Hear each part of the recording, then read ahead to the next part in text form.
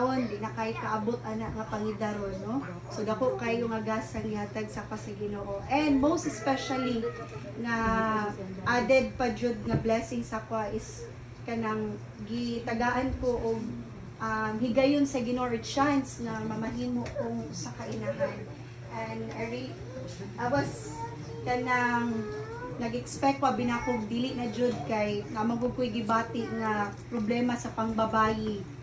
So abinako og kuan dili na gyud ko magka-anak. So God really performs a miracle when you're going to pray. Amen. And if it is for you, I know God will give that one. So akong dakong pagpasalamat gyud una sa tanan sa Ginoo, no?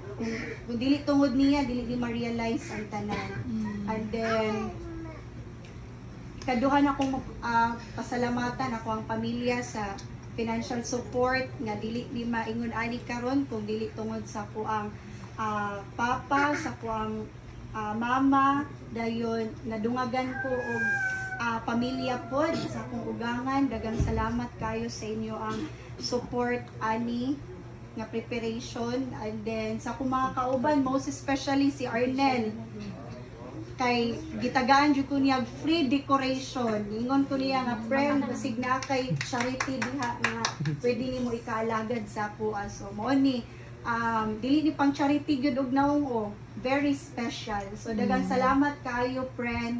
And then sa akong mga kauban for coming, daghang salamat kayo. Kung wala mo dili po ko inani kamalipayon gyud kay part mo sa akong kinabuhi. And then next, ako ang auntie all the way from Dipolog. Si magulang din siya sa ako ang papa.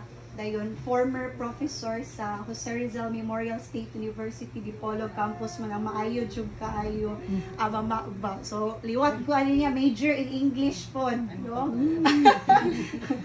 So mga friends food sa akong bana, dengan salamat sa pag-ani na Tisha. Thank you te sa imo ang koan gift. Dayon, labaw sa tanan akong pasalamatan jud akong bana. Kay og dili tungod niya, dili gini may nani ma-realize ang pagkaon, no? So daghan ti salamat langga sa imo ang support pod. Ay ang pag-kiss nila.